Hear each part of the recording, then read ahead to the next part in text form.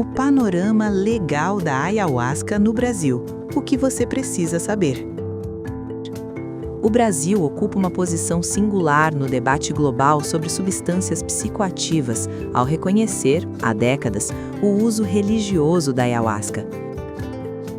Em um cenário internacional marcado por proibições rigorosas, o país construiu um arcabouço jurídico próprio que permite o consumo ritual da bebida em contextos específicos e regulamentados. Mas essa legalidade não é ampla nem irrestrita. Entre permissões, limites e zonas cinzentas, entender o que é permitido e o que pode configurar crime é fundamental. A posição singular do Brasil.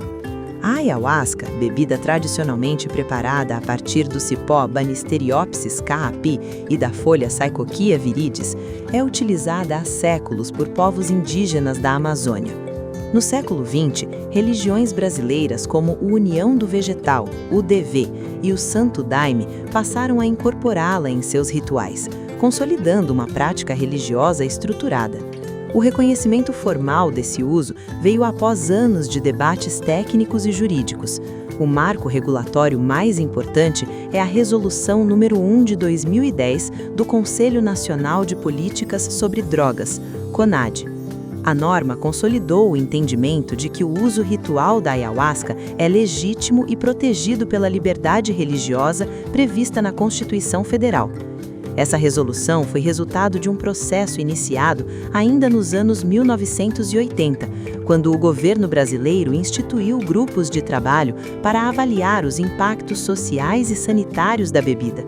Após análises multidisciplinares, concluiu-se que, no contexto religioso estruturado, não havia evidências de danos sociais relevantes que justificassem proibição. Uso religioso não é uso irrestrito. O ponto central da regulamentação brasileira é claro: a legalidade está vinculada ao uso ritual e religioso. Isso significa que o consumo deve ocorrer em contexto litúrgico, vinculado a uma instituição organizada e com finalidade espiritual.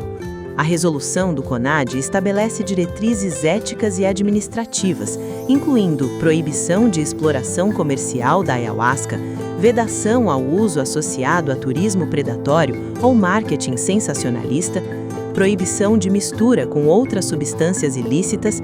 A comercialização é expressamente vedada. Não é permitido vender a bebida como produto, nem promovê-la como experiência recreativa. Também não é autorizado o uso para fins puramente recreativos ou festivos. Outro ponto sensível envolve importação e exportação.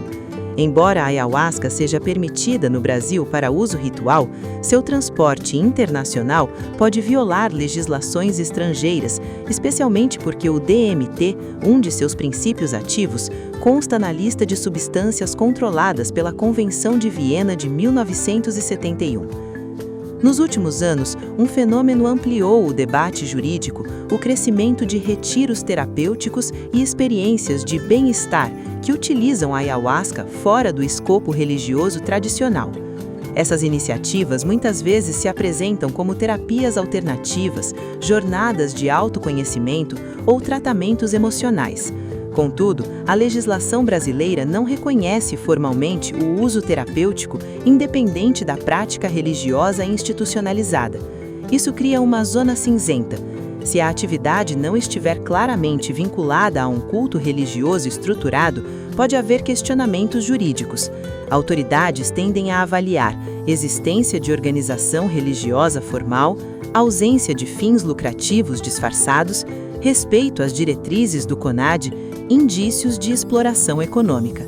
Historicamente, o foco das investigações costuma recair mais sobre organizadores e facilitadores do que sobre participantes individuais. Ainda assim, participar de eventos não alinhados às diretrizes pode expor envolvidos a riscos legais. Além disso, a evolução das políticas internacionais sobre drogas exerce pressão indireta. Enquanto alguns países discutem descriminalização e usos terapêuticos de psicodélicos, outros mantêm posturas rígidas.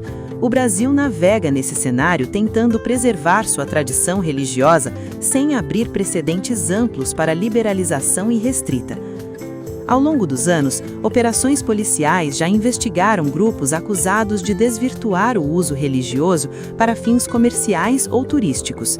Em geral, o debate jurídico gira em torno da caracterização da atividade. Trata-se de culto legítimo ou de exploração econômica de substância controlada. Órgãos reguladores e forças de segurança costumam adotar postura cautelosa. O entendimento predominante é que a proteção constitucional à liberdade religiosa não pode servir de escudo para práticas comerciais ou recreativas. Para visitantes estrangeiros, a orientação é redobrada.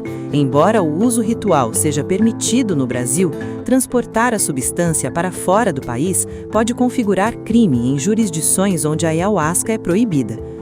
O debate sobre psicodélicos no campo científico ganhou força globalmente.